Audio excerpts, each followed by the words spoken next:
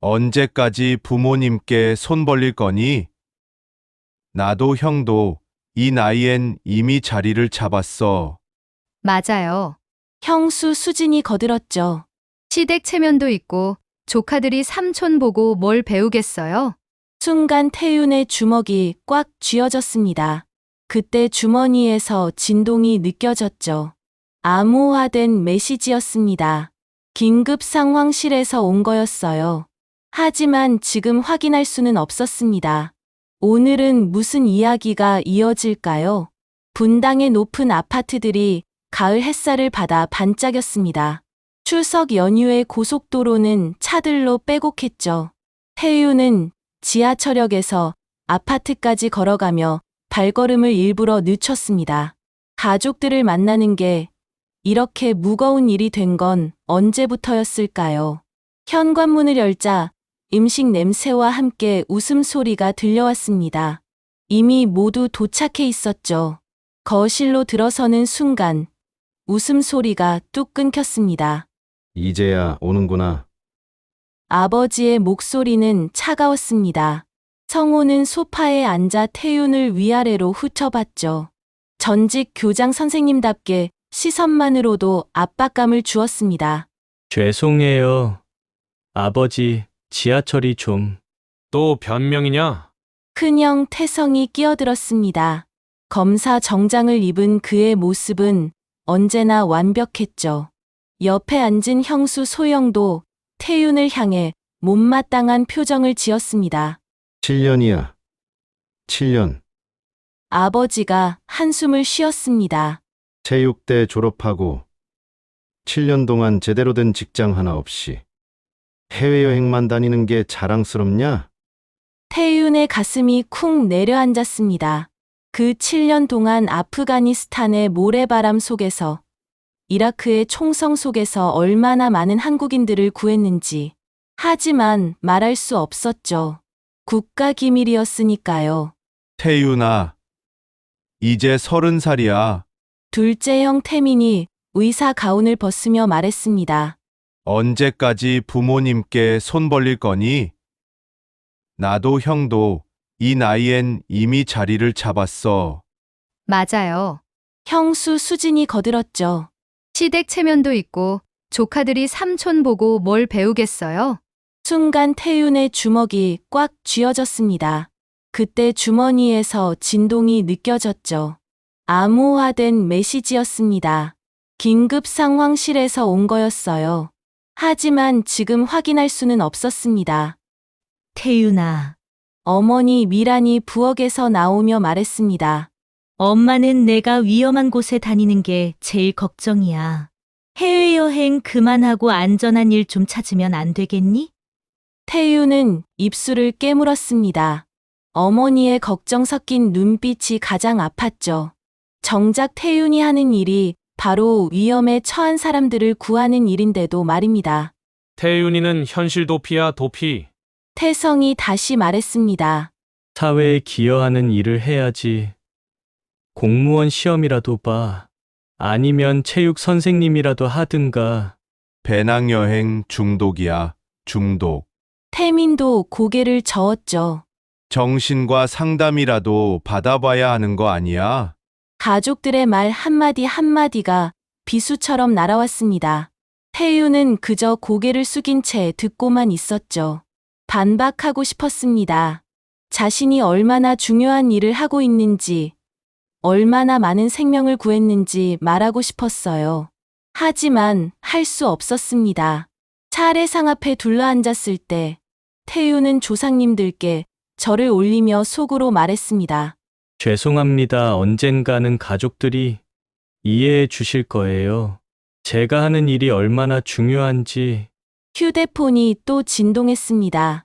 메시지를 확인하고 싶어 안달이 났지만 가족들 앞에서는 불가능했죠. 이것이 태윤의 일상이었습니다.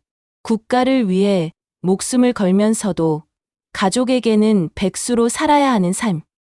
내년에는 뭔가 달라져 있겠지? 아버지가 제사상 앞에서 말했습니다.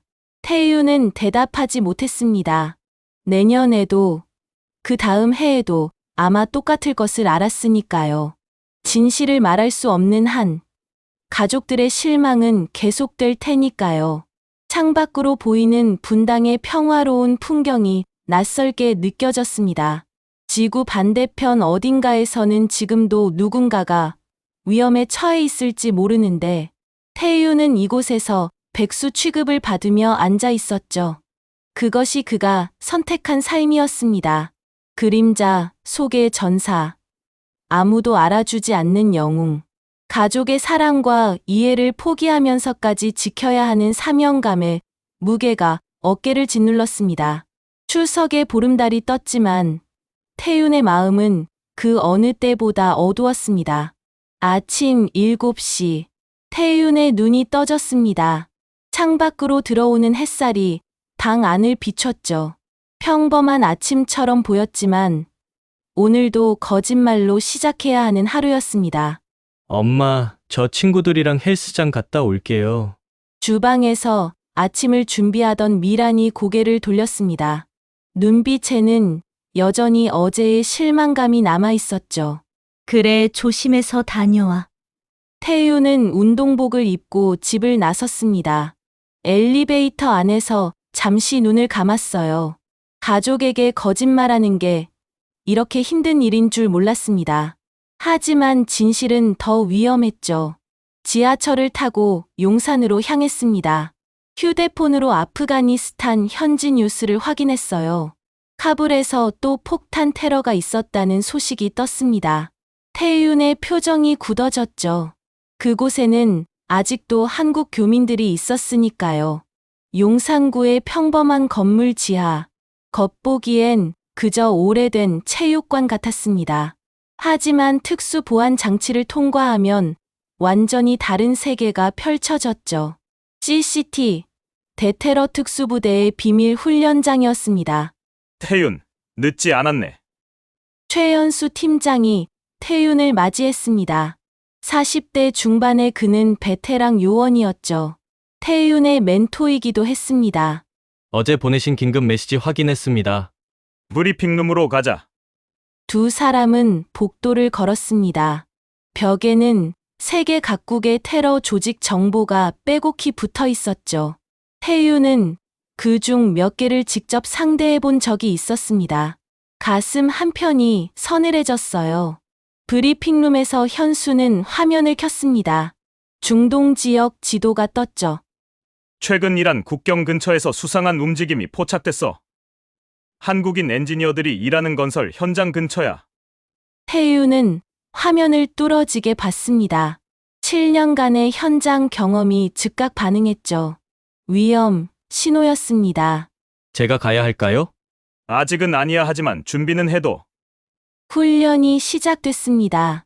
동료들과 함께 근접 전투 연습을 했죠. 태윤의 움직임은 날카로웠습니다. 체육대에서 배운 기초 위에 실전 경험이 더해진 결과였어요.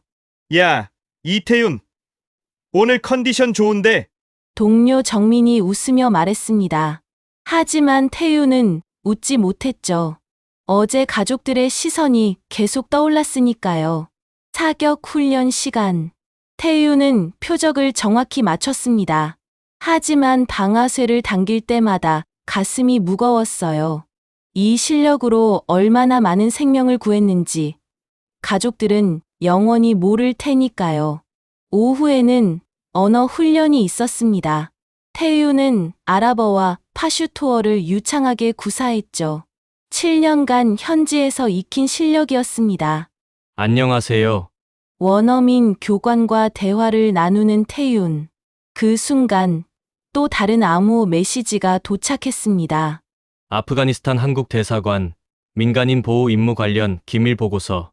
태윤은 즉시 보고서를 읽기 시작했습니다. 현지 정세가 불안정해지고 있었어요. 한국인들의 안전이 위협받고 있었죠. 순간 1년 전 카불에서의 기억이 떠올랐습니다. 폭탄이 터지고 연기 속에서 울부짖는 사람들. 그리고 그 속에서 구한 어린 소녀. 태윤, 괜찮아? 현수의 목소리에 정신이 들었습니다. 태윤은 고개를 끄덕였지만 손은 미세하게 떨리고 있었죠. 저녁 6시. 훈련을 마치고 집으로 돌아가는 길. 태유는 또다시 거짓말을 준비했습니다. 운동하느라 피곤하다고. 그래서 일찍 잘 거라고. 집에 도착하자 가족들이 저녁을 먹고 있었습니다. 태윤이 들어서자 대화가 멈췄죠. 운동 잘하고 왔니? 미란의 질문에 태윤은 힘없이 대답했습니다. 네, 오늘 좀 많이 했어요.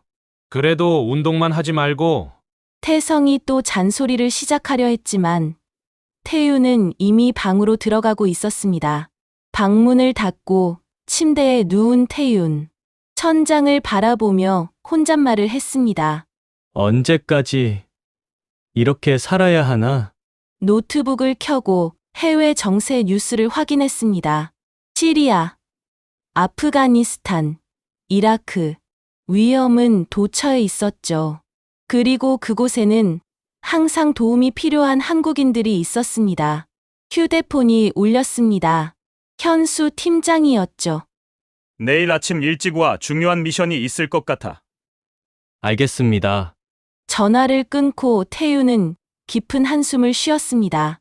내일도 가족에게 거짓말을 해야겠죠. 친구를 만난다고, 운동을 간다고. 창밖으로 서울의 야경이 보였습니다. 평화로운 불빛들. 하지만 이 평화를 지키기 위해 누군가는 그림자 속에서 싸워야 했습니다. 그게 바로 태윤의 삶이었어요. 가족에게는 백수지만 국가에게는 영웅인 이중생활. 그 무게가 오늘따라 유독 무겁게 느껴졌습니다. 토요일 오후 3시. 거실에는 평화로운 분위기가 흐르고 있었습니다. 태성은 신문을 읽고 있었고 태미는 예약 전어를 뒤적이고 있었죠. 미라는 거실 소파에서 드라마를 보고 있었고 성우는 책을 읽으며 가끔 안경을 고쳐 썼습니다. 태유는 방에서 나와 부엌으로 향했습니다. 물을 마시려고요. 그때였습니다. 딩동. 초인종이 울렸습니다. 태윤이 현관으로 걸어갔죠. 국제우편입니다. 이태윤 씨 맞으시죠? 우체부가 노란 봉투를 내밀었습니다. 태윤의 심장이 쿵 하고 내려앉았어요. 봉투에 적힌 발신 주소를 보는 순간 온몸이 얼어붙었습니다. 아프가니스탄, 카불. 누구니? 미란이 거실에서 물었습니다. 아, 우편이요. 태윤은 떨리는 손으로 봉투를 받았습니다. 우체부가 떠난 후에도 한참을 현관에 서 있었죠. 이럴 리가 없었습니다. 보안 규정상 현지인과의 개인적 연락은 금지였으니까요. 태윤아, 뭐하니? 성호가 거실에서 나왔습니다. 그리고 태윤의 손에 든 봉투를 봤죠. 그게 뭐니? 아프가니스탄. 순간 공기가 멈춘 것 같았습니다. 성호의 목소리가 높아졌어요. 여보, 애들아, 이리 와봐. 가족들이 하나둘 모여들었습니다. 모두의 시선이 봉투에 쏠렸죠. 아프가니스탄에서 태윤이한테 편지가 왔어. 뭐라고요? 태성이 눈을 크게 떴습니다. 거기서 누가 편지를 보내요? 태윤은 입술을 깨물었습니다. 거짓말을 해야 했어요. 아마 잘못 온 것 같아요. 아니야. 미란이 봉투를 가리켰습니다. 내 이름이 정확히 적혀 있잖아. 주소도 맞고. 태민이 봉투를 빼앗듯 가져갔습니다. 의사답게 꼼꼼히 살펴봤죠. 이거 진짜 카불 소인이 찍혀 있네, 태윤아. 설명해봐. 저도 잘 모르겠어요. 열어보자. 성호가 단호하게 말했습니다. 뭔지 알아야 하지 않겠니? 태윤의 가슴이 미친 듯이 뛰었습니다. 안 된다고 말하고 싶었지만 그럼 더 의심받을 게 뻔했죠. 제가 열어볼게요. 떨리는 손으로 봉투를 뜯었습니다. 안에는 하얀 종이 몇 장이 들어 있었어요. 그리고 어머, 이게 뭐야? 미란이 놀란 목소리를 냈습니다. 색연필로 그린 그림이 나왔거든요.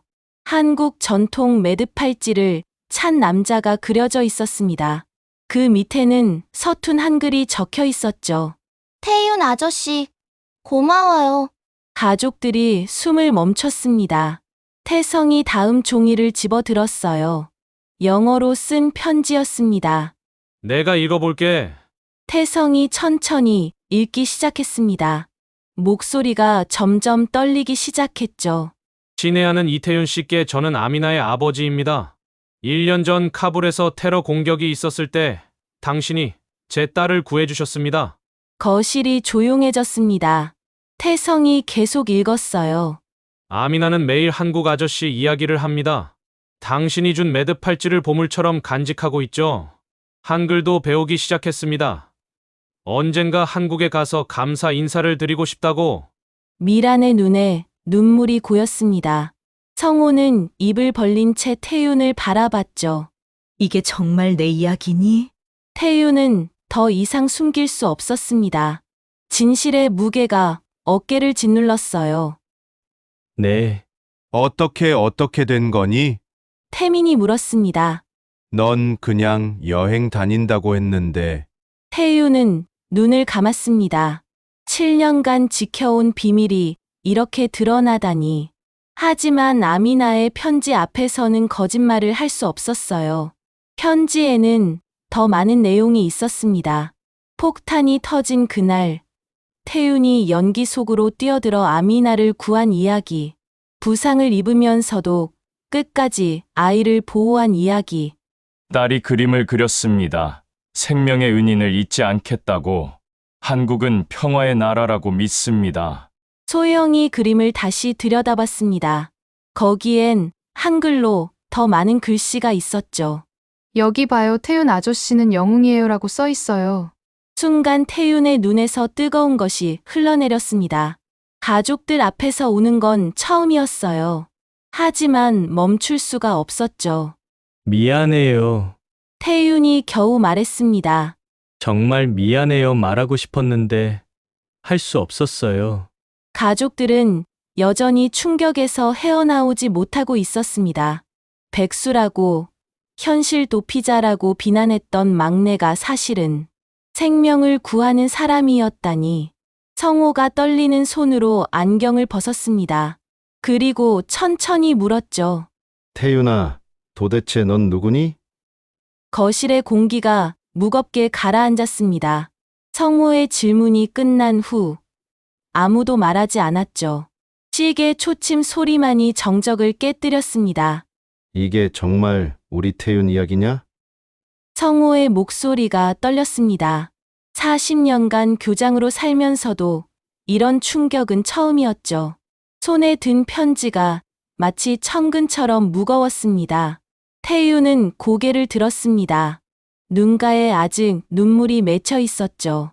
7년간 숨겨온 진실을 꺼내는 순간이 왔습니다. 네, 아버지, 제가 그 사람입니다. 말이 끝나자 미란이 손으로 입을 막았습니다. 충격과 걱정, 자랑스러움이 뒤섞인 표정이었죠. 태성이 벌떡 일어섰습니다. 검사의 날카로운 눈빛이 동생을 향했어요. 그럼 지금까지 다 거짓말이었단 말이야? 여행이 아니라. 형, 저는 잠깐. 태성이 손을 들어 말을 막았습니다. 넌 해외에서 무력을 사용했다는 거야? 내가 검사로서 법과 질서를 지키라고 그렇게 말했는데. 태성의 목소리에는 배신감이 묻어났습니다. 하지만 그보다는 혼란스러움이 더 컸죠. 동생이 자신보다 더 큰 정의를 실천하고 있었다니. 태민이 의자에서 일어났습니다. 의사의 차분함을 유지하려 했지만 손이 미세하게 떨리고 있었어요. 태윤아, 그럼 너는 정확히 뭘 하는 거니? 태윤은 심호흡을 했습니다. 이제는 숨길 수 없었죠. 저는 CCT 소속이에요. 대테러 특수부대요. 해외에서 위험에 처한 한국인들을 구하고 테러로부터 국민을 보호하는 일을 합니다. 순간 거실이 다시 조용해졌습니다. 소영이 수진과 눈을 마주쳤어요. 형수들의 얼굴에도 놀라움이 가득했죠. 미란이 다리에 힘이 풀린 듯 소파에 주저앉았습니다. 눈에서 눈물이 주르륵 흘러내렸어요. 7년 동안 위험한 곳에서 혼자 고생했구나. 어머니의 말에 태윤의 가슴이 찢어지는 것 같았습니다. 그동안 얼마나 걱정시켰을까요? 하지만 그것도 잠시 미란의 눈빛이 변했습니다. 걱정과 함께 자부심이 섞여들었죠. 그런데 왜 말 안 했니? 왜 우리한테는? 국가 기밀이었어요. 엄마 가족이라도 말할 수 없었어요. 바로 그때 태윤의 휴대폰이 울렸습니다. 화면에 뜬 이름은 최연수 팀장이었죠. 태윤이 전화를 받으려 하자 태성이 막았습니다. 잠깐, 스피커로 받아. 태윤은 어쩔 수 없이 스피커폰을 켰습니다. 태윤아, 큰일이야. 아미나 가족이 보낸 편지 때문에 내 신원이 노출됐어. 보안팀에서 난리가 났고. 현수의 목소리가 거실에 울려 퍼졌습니다. 가족들은 숨을 죽이고 들었죠. 가족들이 알게 된 거야. 이거 정말 큰 문제야. 향후 해외 임무에 차질이 생길 수도. 팀장님, 태윤이 말했습니다. 가족들 다 듣고 있습니다. 전화 너머로 잠시 정적이 흘렀습니다. 아, 안녕하십니까. GCT 팀장 최연수입니다. 성호가 전화기 가까이 다가갔습니다. 저는 태윤이 아버지입니다. 우리 아들이 정말 나라를 위해 일하고 있는 겁니까? 네, 그렇습니다. 태윤 요원은 저희 부대 최고의 요원 중 하나입니다. 7년간 수많은 한국인의 생명을 구했죠. 태민이 끼어들었습니다. 의사로서의 호기심이 발동했죠. 그럼 다친 적도 있습니까? 현수의 대답이 잠시 늦었습니다. 네, 여러 번 있었습니다. 하지만 태윤 요원은 항상 임무를 완수했죠. 미란의 얼굴이 하얗게 질렸습니다. 아들이 목숨을 걸고 있었다니 가슴이 무너지는 것 같았어요. 소영이 조심스럽게 물었습니다. 그럼 이제 어떻게 되는 건가요? 가족이 알게 됐으니 그건 상부와 논의해봐야 합니다. 하지만 태윤 요원의 안전이 최우선입니다. 전화가 끊긴 후 가족들은 태윤을 둘러싸고 앉았습니다. 각자의 표정에는 복잡한 감정들이 교차했죠. 태성이 먼저 입을 열었습니다. 목소리가 떨렸어요. 미안하다. 태윤아, 형이 너무 몰랐다. 태민도 고개를 숙였습니다. 나도 미안해. 의사로서 생명의 가치를 안다고 생각했는데 내가 더 큰 일을 하고 있었구나. 수진이 눈물을 닦으며 말했습니다. 시댁의 자랑이에요. 정말로. 하지만 성호는 여전히 복잡한 표정이었습니다. 자랑스러움과 걱정이 동시에 밀려왔죠. 태윤아, 내가 하는 일은 정말 대단하다 하지만 아버지로서는 걱정이 된다. 앞으로는 어떻게 할 거니? 태윤은 가족들을 둘러봤습니다. 7년 만에 처음으로 진실된 시선을 마주할 수 있었어요. 더 이상 거짓말을 하지 않아도 되는 해방감과 동시에 앞으로의 걱정이 밀려왔습니다. 그때 태윤의 휴대폰에 또 다른 메시지가 왔습니다. 하지만 이번엔 암호화된 메시지가 아니었죠. 아미나의 사진이었습니다. 밝게 웃으며 한국 전통 매듭 팔찌를 들어 보이는 모습이었어요. 가족들이 사진을 보며 미소를 지었습니다. 그 순간만큼은 모든 걱정이 사라진 듯했죠. 태윤이 구한 생명. 그것이 주는 의미가 거실을 따뜻하게 채웠습니다. 일주일이 지났습니다. 태윤의 비밀이 밝혀진 후 집안 분위기는 완전히 달라졌죠. 오늘은 특별한 날이었습니다. 아미나 가족과의 화상통화가 예정되어 있었거든요. 거실에 온 가족이 모였습니다. 노트북을 중심으로 둘러앉은 모습이 마치 중요한 행사를 기다리는 것 같았죠. 미라는 계속 옷매무새를 만졌고 성호는 안경을 닦았습니다. 연결됐어요. 태윤이 말하자 화면에 아프가니스탄의 작은 집이 나타났습니다. 그리고 곧 한 소녀가 화면 앞으로 뛰어왔죠. 태윤 아저씨, 아미나의 밝은 목소리가 스피커를 통해 울려 퍼졌습니다. 8살 소녀는 한국 전통 매듭 팔찌를 카메라에 가까이 대고 보여줬어요. 안녕하세요. 보고 싶었어요. 서툰 한국어였지만 그 진심이 고스란히 전해졌습니다. 미란의 눈에 눈물이 고이기 시작했죠. 아미나의 아버지가 딸 옆에 앉았습니다. 수염이 덥수룩한 중년 남성이었지만 눈빛은 따뜻했어요. 안녕하십니까. 저는 아미나의 아버지 라힘입니다. 영어로 말하는 그의 목소리에는 감사함이 가득했습니다. 태성이 통역을 맡았죠. 1년 전 그날을 잊을 수 없습니다. 시장에서 폭탄이 터졌을 때 모두가 도망쳤지만 태윤님은 연기 속으로 뛰어들었습니다. 라힘이 말을 이어갔습니다. 목소리가 떨렸죠. 건물이 무너지고 있었는데 아미나가 잔해에 깔려 있었어요. 태윤님이 없었다면 순간 화면 속 아미나가 아버지의 손을 잡았습니다. 어린 나이지만 그날의 기억이 남아있는 듯했죠. 태윤 아저씨가 절 안고 뛰었어요. 아저씨 팔에서 피가 났는데도 절 놓지 않았어요. 가족들이 숨을 멈췄습니다. 태민이 동생의 팔을 살펴봤어요. 거기엔 희미한 흉터가 있었죠.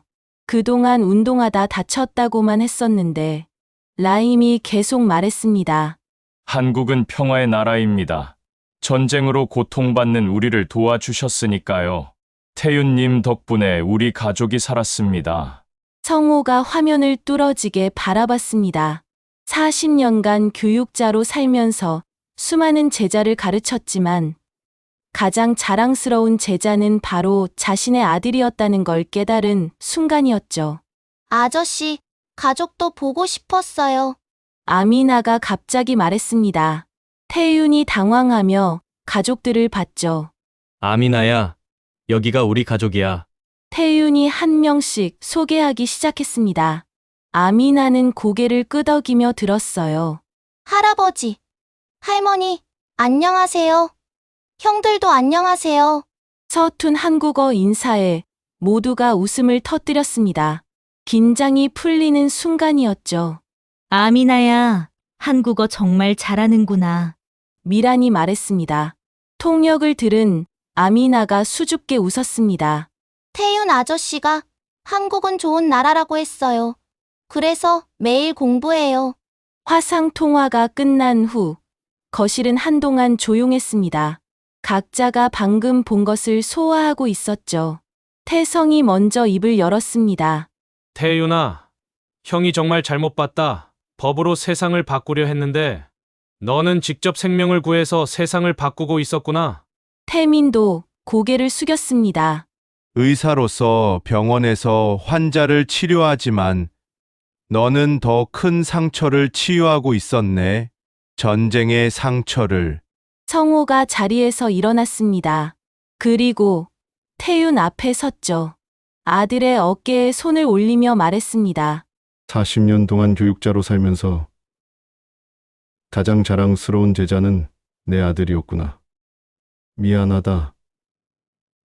태윤아, 아버지가 너무 몰랐다. 그 순간 태윤의 눈에서 눈물이 흘렀습니다. 7년 만에 처음으로 아버지의 인정을 받는 순간이었죠. 미란이 아들을 꼭 안았습니다. 자랑스러워. 정말 자랑스러워하지만 앞으로도 조심해야 해. 엄마는 내가 무사히 돌아오기만을 바란단다. 형수들도 태도가 완전히 바뀌었습니다. 소소영이 말했죠. 시댁의 자랑이에요.